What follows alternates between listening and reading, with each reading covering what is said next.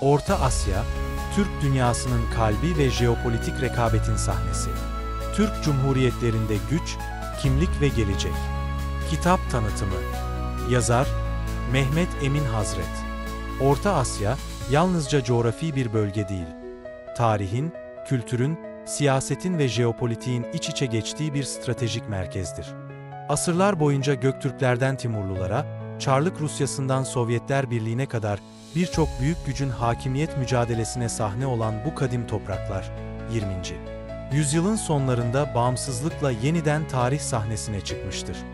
Ancak, bağımsızlık beraberinde büyük fırsatların yanı sıra ağır miraslar ve derin çelişkiler de getirmiştir.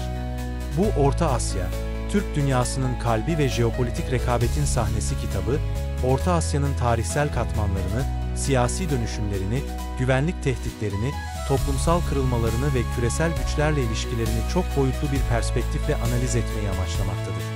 Bugün Orta Asya, bir yandan Çin'in kuşak ve yol girişimiyle örülen ekonomik kuşatma altında, diğer yandan Rusya'nın askeri ve kültürel nüfuzuna maruz kalmaktadır.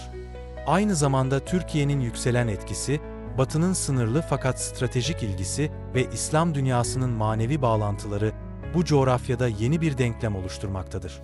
Orta Asya Türk Cumhuriyetleri, geçmişten devraldıkları otoriter siyasal miras, sınır çatışmaları, demografik baskılar, işsizlik ve beyin göçü, radikalizm tehdidi ve kültürel kimlik sorunlarıyla mücadele ederken, aynı zamanda modernleşme, dijital dönüşüm, enerji işbirlikleri ve bölgesel ittifaklar aracılığıyla geleceğini yeniden inşa etmeye çalışmaktadır. Bu dinamikler, sadece akademik merakın değil, aynı zamanda siyasi analizlerin, ekonomik stratejilerin ve kültürel yorumların da odağı haline gelmiştir. Orta Asya, Türk dünyasının kalbi ve jeopolitik rekabetin sahnesi sadece bilgi sunan bir çalışma değil. Belki düşünen, sorgulayan, karşılaştıran ve yön gösteren bir analiz çabasıdır. Her bir bölüm, Orta Asya'daki dönüşümleri tarihsel kökleriyle bağlayarak ele alır. Güncel gelişmeleri derinlikli analizlerle harmanlar. Farklı ülke deneyimlerini karşılaştırmalı bir biçimde ortaya koyar.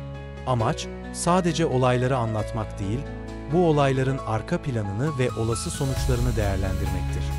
Orta Asya, Türk dünyasının kalbi ve jeopolitik rekabetin sahnesi karar alıcılardan akademisyenlere, gazetecilerden öğrencilere kadar geniş bir kitle için bir başvuru kaynağı, aynı zamanda vizyon geliştiren bir rehber niteliğindedir. Günümüz dünyasında Orta Asya'yı anlamak, sadece bölgeyle ilgili bir uzmanlık değil, küresel gelişmeleri doğru okuyabilmenin de anahtarıdır.